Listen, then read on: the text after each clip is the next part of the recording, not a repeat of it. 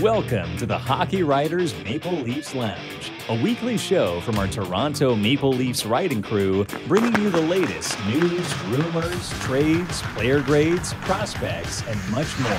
From training camp to the playoffs, from draft day to the trade deadline, our team covers everything that happens with the blue and white. Come on in and pull up a chair. Welcome to the Maple Leafs Lounge. Hello and welcome back to the Maple Leafs Lounge. I am your host, Peter Baracchini, and I'm joined by my fellow colleague, aka/producer, Canucks writer, Matthew Zator over at the Hockey Writers. Matt, playoffs are in full swing, and for the first time in ever, I'm actually feeling optimistic about the Leafs right now. They are up in the series 3-1 against the Tampa Bay Lightning. Cautious optimism because we know about the past history. We're going to have a lot to talk about because this has probably been the most eventful series out of every single one of them. But before we do, how are you doing this week? I'm doing good. It's been exciting to watch. This series it's probably one of the more exciting ones to watch unfold. I mean, the Kraken Avalanche one's been pretty good too. Mm-hmm. But yeah, this one's been drama. It's been comebacks. Love the comebacks. And yeah, overall great series to watch, and hopefully Maple Leafs can get over that hump. Yeah, and as you said, there's a lot to unpack in this episode. So we're going to be covering everything from game 1, 2, 3, 4, and maybe gear up a little bit about game 5 towards the end. And let's just start off right now, going back to game 1. Obviously, the big headline was the Michael Bunting suspension. Obviously, the Maple Leafs were down a man because his elbow came up on Erik Cernak. It did look ugly. Like, it did warrant a suspension. Maybe 2 games, 3 may have been a little bit high. No history for Bunting, but considering his history with the refs and how they were having it out for him, this was, not an ideal situation to be put in for Michael Bunting.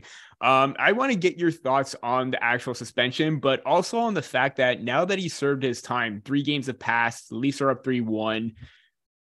They won 3 games without him. Obviously, he is an integral piece to this team because he can be, a really steady 20-goal scorer, provide that energy and be a thorn in players' sides. Is it possible for him to still crack the lineup at this point? Yeah, the suspension was tough. I mean, it was a hit that probably warranted a suspension for one. And, it is what it is. And that's that whole scrum and all that stuff that happened afterward. I mean, with Matthews and Stamkos fighting, that was insane. First time ever that 2 60-goal scores again to a fight. Even though Matthews didn't seem to, that's a whole other discussion. But yeah, with Bunting, it's going to be tough. I mean, you want him back in the lineup. He is, like you said, he's an integral part of this team. He's been good throughout the regular season. Yes, we've talked about him being in the bad books of the refs, which could bite the Leafs in the butt. And especially when they're trying to close out a series. Mm-hmm. But I mean, if he can keep that in check and don't take penalties and stuff like that, he's going to be a guy you want in the lineup. But then who do you take out? Matthew Knies, you don't take this guy out. We're going to talk about him, I'm sure. Yes. Mm-hmm. So I won't get too into that. But, who do you take out of the lineup? I think a guy, first thought I would say is Kerfoot, but he just scored the game winner, in the last game. So, that's not a good look to take him out of the lineup the game after that. So, there's not a lot of guys you can think, can you take him out? Maybe Aston Reese, maybe he's the one that comes out of lineup for Bunting because you're injecting more skill with Bunting in the lineup. So it's a tough call. I think you do want to get him back, but it's going to be, especially when you've won 3 straight, you're feeling good. They always say, don't change a winning lineup. I don't know if it's a good idea, because if they do put him back in, and all of a sudden the Lightning start coming back, what's going to come back? They're going to say that was a bad decision. So, yeah, we'll see. We'll see what happens. Yeah, it really is a tough spot right now because you've won 3 straight games without him. And like I mentioned, that's really tough to do without one of your key players, especially facing a suspension. But at the same time, the Maple Leafs still didn't look great overall as a team. There's still those holes in the game, especially in Tampa, where they were dominated in game 3 and they found their way back in game 4. That's probably where you need the energy of Bunting to come in. But like you said, Keefe has already stated that he's not taking Matthew Knies out for game 5. Yeah. That is absolutely a given. That is off the table. Get that out of your head. People who don't like Matthew Knies or have been saying that he's not a top prospect. Well, guess what? With him in the lineup, he's 6-0, or the Maple Leafs are 6-0, was on the game tying goal in game 3, game winning goal in game 3, and the game winning goal in game 4. Now, whether he maybe he didn't play much of an impact in game 4, but he was integral in the other spots. Game 3, blocking Vasilevsky's view, provided a good option on the power play or in dying minutes that led to Ryan O'Reilly's goal. But yeah, you can't take him out. Kerfoot, as up and down as he has been this season, and despite the fact that he doesn't really warrant that contract, especially in a top 6 role if he gets into it, he's still looking pretty steady, quiet, but he's still impactful. He still has the speed, energy, and I think in the last few games, you're seeing a little bit more noticeable with him with his legs going. And obviously, maybe the offensive production isn't there, but he is getting in on the attack, and that is essential. And like you said, maybe you do take out Zach Aston-Reese. Maybe you take out Sam Lafferty. I think those are the only 2 options that you could look at right now, because, maybe the fourth line looked good at times, hasn't looked good at times. Maybe you try and get that energy in and the speed from Bunting. But again, it really is difficult because, this is a back-to-back 20 goal scorer that we're talking about right now. And despite having a down season with Bunting, he's able to, like I said, if he's able to keep things in check, everything will go well. But you know what? You won 3 games without him. So it does bring up the question whether or not he should come in. And and even so, Keefe has said that it's not much of a trust issue right now because they go back to their Sioux Greyhound days. So it's just a matter of, I think, don't mess with success at this point, but you can still use any help that you can, because game 3 was kind of disappointing for the rest of the game after the first period. And then game 4, the Maple Leafs turned it up in the third period and got their legs going. So they had that going for them, but we'll see. And as you mentioned, this is the perfect segue because we are going to talk about Matthew Knies. And obviously Keefe said he's not coming out, but he just seems to have fit in really, really well. I mean, he's adapted quickly to the NHL level, using his size, the frame, the hands, everything that made him successful at the collegiate level. Obviously, there's still some turnovers. There's still some, decision-making that he needs to iron out, but that's expected with a rookie, come in little, overwhelmed with everything. You make some bad plays, but he's making a lot more good plays than bad ones at this point.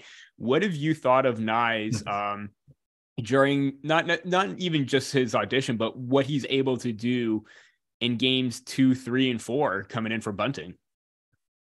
Well, he's surprised me. He's fit in perfectly. Does he look like a rookie? I don't think he looks like a rookie. I know he's popped into that top 6, and he's come and he played with Matthews. He's playing with he's been all over the lineup actually. Yeah. He's been put in and playing a lot more. He's playing more minutes as time has gone on. He's gaining confidence of Keefe. Like Keefe said, he's not taking him out of the lineup. So, I mean, that's going to be over a veteran. Like we're talking about Lafferty and Aston-Reese. These are proven NHL players. So, I mean, he's earned a spot in the lineup. And those are those guys in the playoffs are like, I can't remember who it was, but there has been a couple players that, a couple rookies that have come into playoff games, and they're the only ones that they've had played, and they've had more playoff games than regular season games. So it's insane that a guy like this can come into the playoffs and look great. And he's actually had a couple chances to score as well. Mm-hmm. So, I mean, there was that one play where, it's as good as a goal. he prevented one. That one, he pulled it off the goal line. That was going in. I mean, if he didn't get a stick on it, that's going in the back of the net. So he's been great. He's been very impressive. He's just come right from that loss in the NCAA and just looked like not out of place at all. So I've been really impressed by Knies. I think he has more to give in the playoffs here. I think he's going to score a couple goals before long here and be more of a difference maker than just being solid. So great for Knies, and it's just solidifying the fact he probably should have been a first round pick. Yeah. Definitely. I mean, there were talks about him if it weren't for the rough start in his draft year and having dealt with COVID, there's a possibility that he could have been in the first round, and we're seeing why right now. And like you mentioned, obviously his offensive game is there, but you know what? Blocking that or, preventing that goal from happening, that puck was right on the line, and that was perfect timing. Like, his awareness in there is just absolutely phenomenal. And again, his the way that he's able to read the play on both sides of the puck has been phenomenal. We saw him earn his first assist on that Noah Acciari goal in game 3, but even so, like, he's just been so calm with the puck, his hands, his ability to shield the puck, attack the net. We're seeing it all right now. And like you said, at some point, maybe the offense is going to come, but for the role that he's in right now, they're not going to put too high of expectations on him, but he's fit in really well with O'Reilly and Acciari on that third line at the moment. Gives them a good balance. Obviously, it gives them a little bit more speed, considering O'Reilly's not the quickest skater, but the fact that he has the ability to move the play up quickly along with Acciari, it was a perfect executed 3-on-2 at that point, and then Acciari shoots it over blocker side on Vasilevsky. So it's really great to see him come into his own. And I think the fact that maybe he used those 2 games, because I thought he was by far one of the better players in both games, whether that didn't matter the outcome. I thought O'Reilly stood out, Knies stood out pretty much. And I think maybe he was a little pissed off that he lost or Minnesota lost the NCAA championship in that same building. We know he joked about how he doesn't like the building anymore, the arena, because of that as well. But yeah, no matter whether he's using that to his advantage or not, he's still playing lights out hockey, and it's benefiting the Maple Leafs because the third line, even when everyone else wasn't going, they were the ones to try and pick up the slack, get some energy, and get everything going. So he hasn't looked out of place, and that is for sure a reason why he's not coming out of the lineup, because he's already earned the trust of Sheldon Keefe. As we move into our next topic, this has been a battle, even going back to last year, between John Cooper, Sheldon Keefe, the mind games going on between the coaches. And none was more of a mind game or trying to get into the other coach's head than in game 3, where, we saw that fight happen after the contact with O'Reilly, Morgan Riley and Braden Point. Too many Rileys on this team now. Obviously, there was the fear that it could have been a major, even though it wasn't necessarily a penalty. Yes, it kind of looked dangerous, but it was just a bad outcome. We've seen those 50-50 puck battles happen every single game. It was just 2 players battling for it. You see Kucherov come in, bear hug Riley, take him down from behind. Melee ensues, fights happening. Matthews is clearing up the sticks, and then all of a sudden you see Stamkos come in, and he drops the gloves with him, initiates the fight, and then Matthews just had enough. And post-game, Keefe said that, after those scrums, the fight itself, it's a classic example of a veteran championship team like Tampa Bay manipulating the officials and taking advantage of a situation. And everyone is going to say, oh, here are Maple Leafs fans creating conspiracies and the coach and everything like that. There was no need for Stamkos to try and go after Matthews, because there was going to be a power play as a result of Kucherov coming in, being that third man in. And then you have Stamkos take out Matthews, you have O'Reilly take out Kucherov, and it just seems like everything was negated, kind of that, with the star players in the box. And then John Cooper says, I really don't know what that means. And then, I think we all know what it means. What did you make of that? Do you think that it is Tampa Bay taking advantage of the officiating or trying to manipulate the situation? Or was this just a regular, hockey fight that happens so often where nothing really happens? But it does bring up the option of, or the notion of, coaches trying to play those mind games right now. Well, I mean, it's the nature of the playoffs. It's gone on for years. I mean, when teams have gotten playing against the same team, especially, Tampa, they played Tampa last season as well. This happened in Vancouver too with Boston and with Chicago. I mean, there was back and forth. It just happens. I mean, the coaches go back and forth in the media, and that's why the media loves this, because they egg it on. They ask the questions. They keep it going. So, I mean, yeah, there was no, with Stamkos going on. Auston Matthews didn't want to fight. I mean, he was cleaning up the sticks. Yeah. I mean, the way it looked is like he's cleaning up, and all of a sudden you got a guy punching you in the face. I mean, what are you gonna do, right? It was suspicious. It was.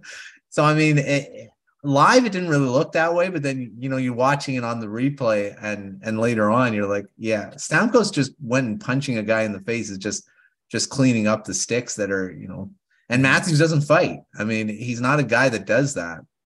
I mean, Stamkos doesn't really either. It was a weird situation. And yeah, the coach is going back and forth. I mean, like I said, it happens. They're trying to get under each other's skin, not just the players, the coaches as well, the GMs as well. I mean, I don't know. I haven't heard anything from Tampa's side, but Dubas egging on the fans there. That was an interesting thing there.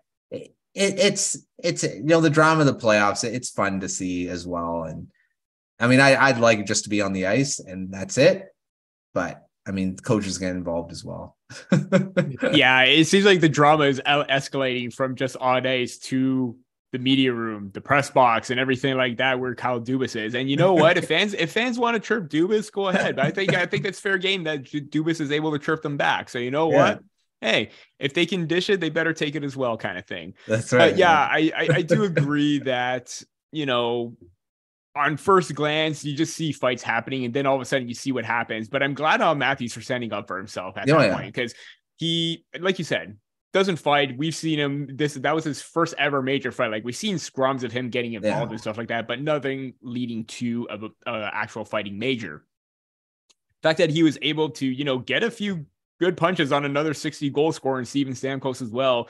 I know that he still has a bit of a scrape on his nose right there, but you know what? Good on Matthews, because I think that fight kind of lit a fire in the Maple Leafs after that play, because it did lead to the game winning, or not necessarily the game winning goal, but it was a building of emotions, slow and steady pace to that game winning goal, where the momentum kind of was on the Maple Leaf side, even though Tampa Bay was, outplaying them in overall play in that game. I believe it was scoring chances were 35-21 in game 3, which is not very good, especially for the Maple Leafs, who are a very good puck possession team and generates chances.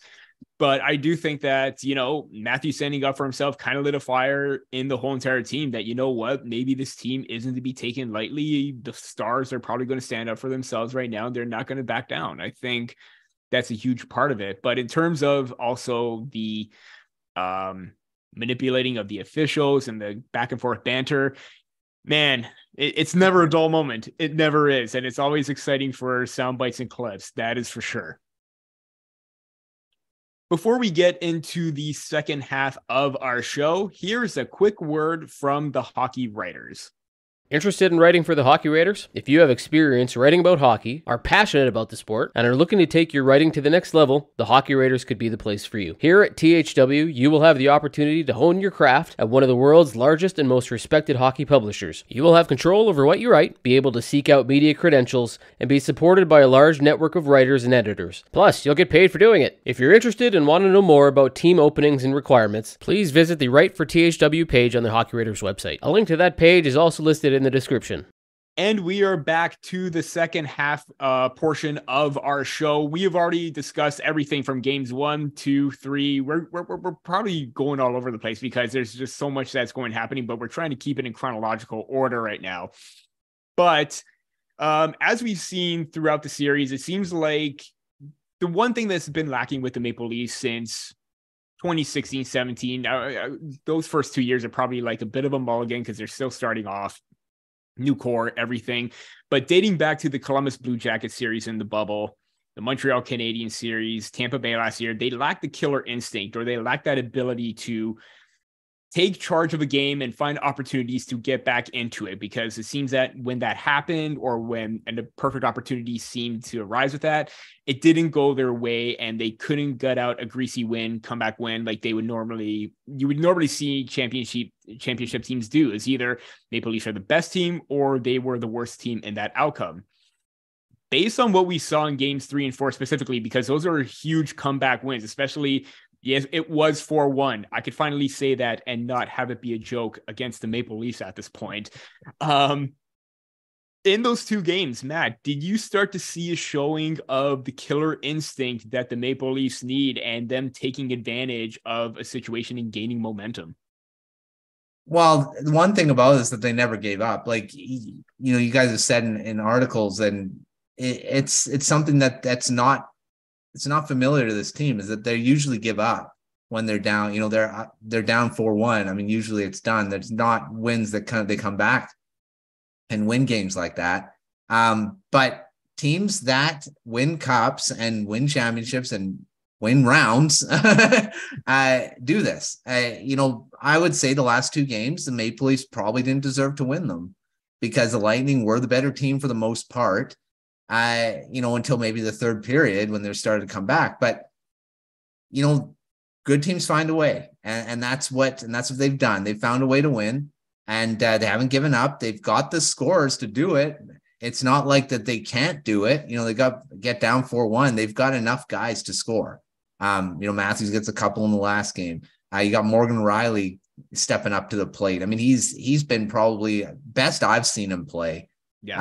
The regular season up and down, we've talked about it. You guys have talked about it. It's something that has come up a lot, but in the playoffs, he looks like a different player. I mean, he's one of those guys that are he's scoring the key goals. He's making the big plays when needed. And Auston Matthews. And then, we'll talk about Ryan O'Reilly in a sec.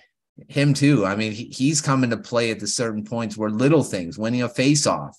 That's a little thing, but he's capable of doing it. And then he won the faceoff that led to the Morgan Riley overtime winner in game 3. So that was game 3, right? Yes, game 3. Game 3. Yeah. Well, he did win a faceoff again. I believe it was in game 4, and it led to Riley's tying goal. So there you go. I'll have to double check the stat line on that. But yeah, he's making the little plays to, and then Kerfoot, a guy that doesn't. He does score, but he's not a guy you'd expect, especially the way he's been kind of an up and down player all throughout the year. And he steps up and scores a goal at a key point. So it is a very different team, I think, from watching. Like, I've watched all the games too. I watch the Maple Leafs when they're in the playoffs, because the Canucks aren't. I watch the Canadian team. So I've watched all these collapses too. And it does feel different, this team. So, yeah, they're doing the little things to win games, and that's just going to be, that's the difference, I think, this year. Obviously they have to win the 4th one. That's the big hurdle. It's been that way for years. They were up 3-1 against the Montreal Canadiens, and that's one that everyone's kind of probably thinking about. Mm-hmm. But I think they're a totally different team from then, and but we'll see when we record this tonight, I guess, right? So, yeah. So O'Reilly did assist on Riley's game tying goal in the 3rd period. He won the faceoff. Martyr chipped the back end. Riley got it past Vasilevsky. And yeah, like you said, this team is different right now. They know what's at stake. Obviously, during the post games, you heard it from Matthews. You heard it from Keefe, where they're going to take it in stride right now, but they're going to savor that moment winning that game, but they got to focus. And now they're shifting it to game 5 right now, because they know, and even Keefe said, the 4th game is the hardest one to win. And I believe even Matthew said that as well. Yeah. Where they got to be ready. They got to come out flying on home ice and, they got to drive the dagger through the heart of the Tampa Bay Lightning right now, because they are on the brink of elimination, and you don't want them to get back, because if they come back, you're giving them life.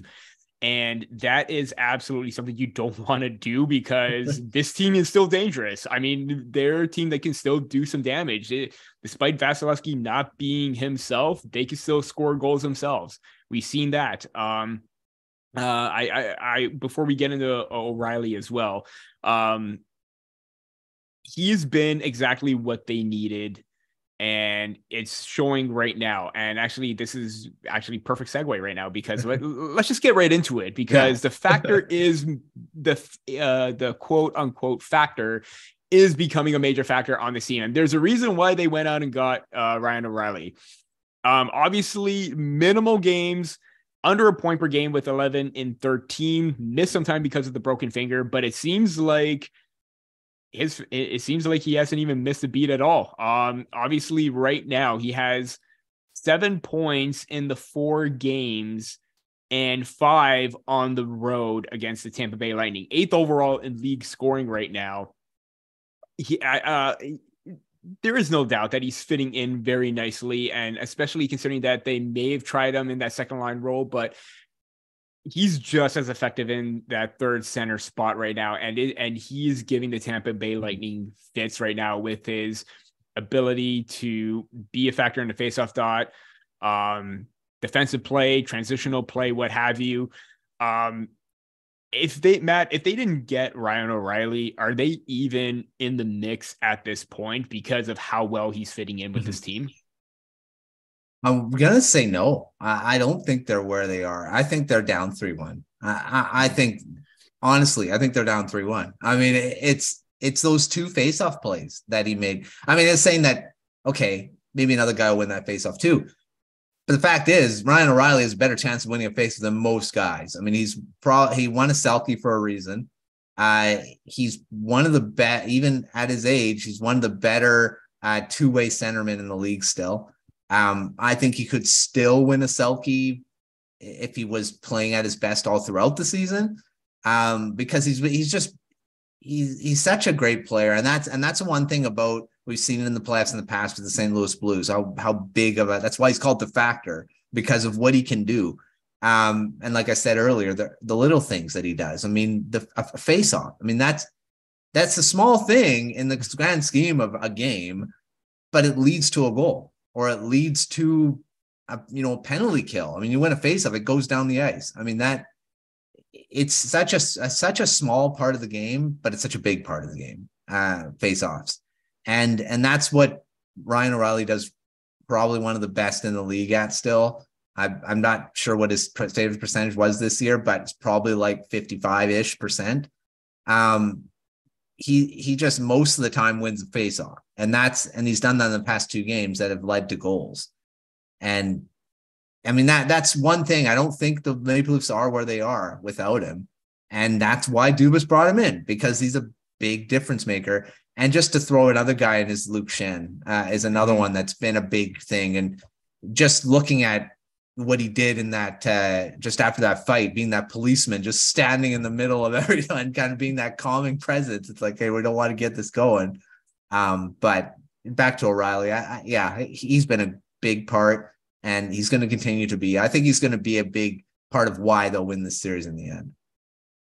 It's a great thing you brought that up, because there was a clip going around of a transcribing of everything during that that little tirade, because there were a lot of expletives in there, and the fact that he just said to Tanner Jeannot, "You're irrelevant," and to hear Brendan Hagel's reaction, that really got me. That really did. It's something as a simple little chirp back like that could set a team off, and he showed no fear whatsoever. So I agree with that on Sheldon. He was probably one of the better players at the points where the Maple Leafs weren't playing well. Yeah. But yeah, I do agree with O'Reilly. He does not falter or crack under pressure, and they needed a player to try and thrive in these situations. They needed someone to help boost the offense of the star players, and he's doing just that. Like, obviously we're going to get into the star players in just a moment, but for Ryan O'Reilly to come up and, be tied in team scoring right now, and even be a major factor in the league, That's impressive. Obviously all the spotlight is going to be on them, but for, again, 7 points in 4 games is really something to really not sneer at, because this is the type of player that they needed, and his leadership presence, his ability to be vocal on and off the ice. I think that's something that's motivating this team a little bit more, because he has been in these spots, these situations where things are looking bleak, especially for the St. Louis Blues, out of a playoff spot, come back, make the playoffs, win the championship. That's something that he can use to his advantage and shed light onto a team that has struggled like the Maple Leafs. So I think having his presence there is really huge. And it's definitely a big factor for the top 6, top 9, wherever you want to insert O'Reilly in, because he's definitely a quote unquote factor. No pun intended there. But as I alluded to a little bit before, the Stars are producing. They produced last season. Obviously, they didn't quite have it in key games, especially in Game 7, where you need them to be perfect. You want them to be leading the team. But it seems like this season, the Stars are still stealing the show in every single game, no matter how bad the situation may look for this team. They're showing no signs of slowing down. And, I'm just going to read off the stats. Mitch Marner, 10 points, leading the league at this point as we record. Auston Matthews, 7 points. Nylander, O'Reilly, 7. Riley, 2 goals, 6 points. And John Tavares, 3 goals, 4 points, maybe not having as much as a factor, but still a point per game regardless. The Stars are playing like the Stars should be playing. And obviously the big thing is, can they close it? Matt, because of the past history, we know how well and how offensively gifted this team is. Obviously, I think a good sticking point would be Game 4, how they were leading that charge back. In Game 5, can they get it done and be consistent like they have been all series? I think they can. Last season they were good too. I mean, they were really good. I mean, if you look at the points that they had in that first round, they were leading the charge. What, Auston Matthews had like 4 or 5 goals. I mean, in that 4 series. Goals, 9 points. Yeah, 9 points. I mean, it's not like he didn't do anything. Now in Game 7, he didn't do anything. And a lot of the players didn't do anything in Game 7 when they had to close it. And I think they had time to close in Game 6 or 5 or one of those games. They did bounce back. I believe Matthews and Tavares scored, but a lot of issues happened in the third period and overtime. Right. So that's right.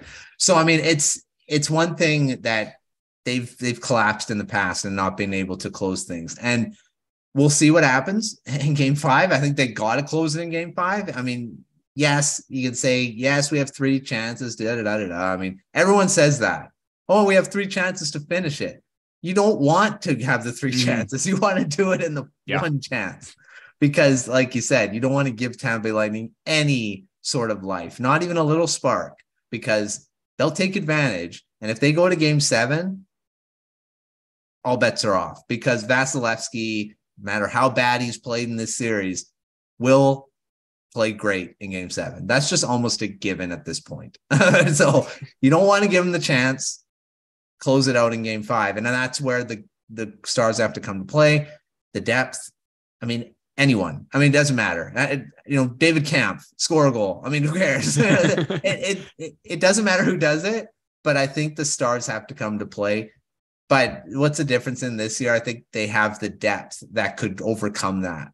Ryan O'Reilly, he's not one of those big stars. I think he still is kind of in that realm, but even if he does, and that's, again, will solidify the fact that he's the difference this year. If he's the one that scores the winner or comes to play and does the most damage. So I think they've got the depth to even overcome the Stars not coming to play in a deciding game. But ultimately, it doesn't matter who does it. They need to finish it at least. I'd say for sure in Game 6, but ideally in Game 5. Absolutely. And you mentioned how the depth it doesn't matter who scores as long as it's the depth, because I know that Nick Paul got both goals in Game 7 last season, and that was the deciding factor right there. It wasn't Stamkos, wasn't Kucherov, it was bottom 6 player. Yeah. So Whether that's going to be Achari, Matthew Knies, Yeah. who knows? We don't know. But yeah, obviously it was a different situation, like we talked about in Montreal, because they are two different teams. But also they have the fans on their side right now. And I think the arena is going to be buzzing. Everyone's going to be blowing the roof off because of how loud it's going to be. You want to give the fans something to cheer about. Go out, put your best foot forward, because you have the Lightning right where you want them. They are at their most vulnerable right now because they haven't been in this situation since 2020, when even in the bubble where they were probably the odds-on favorite to win it. They still played great. I don't believe they were ever down and out in that playoffs. But the fact right now is the fact that you have them right where you want them. Take advantage of that. We saw how the fourth game how we talked about the fourth game is the hardest one to close out. Play like you did in game 2. Come out desperate, because Tampa Bay is. Match their intensity. Play hard, play physical, because if you have that start right now and you come back, that's playing a very dicey game. You don't want to give them any life whatsoever. So, yeah, I whether it's the stars, whether it's the depth players, everyone needs to come out and show that they want to win that game. And as a little rapid fire question to end it off right now, Matt, obviously we're already talking about game 5. What is your prediction? You're looking into the future because this episode is already going to be up before the game is played. What is your prediction for the Maple Leafs in game 5?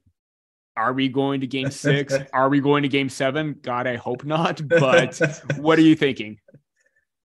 I have this feeling that they're going to win it. But it's going to be a close one again, just like these last ones. But I think they're going to control it this time. I think it's going to be, I'm going to say 3-2 Maple Leafs, and this will not go into overtime. I think it's going to be a 3-2 win. And I'm just going to make a bold prediction, say Matthew Knies scores his first playoff goal, and would be his first NHL goal overall. So there's that. We'll see. I absolutely love that prediction because I'm not just a Matthew Knies fan, but I do agree he's due because he's been playing some really great hockey. I am going to say 4-2. It's going to be close 3-2, but I think they add an empty netter. Again, could be wrong. Who knows? It could be another 7-2 blowout for the Maple Leafs. We don't know what's going to happen because the series has been, everything that we expected. Expect the unexpected at this point right now. But I do think that right now they do get out a win. I do think they move on. And I think this is going to be the start of something special for this club that has eluded, or playoff success has eluded them for quite some time. And I think this is the series that can get them over that hump. Well, that is it for this playoff edition episode of the Maple Leafs Lounge. Once again, for Matthew Zator, I am Peter Baracchini. We will see you next time on the Maple Leafs Lounge.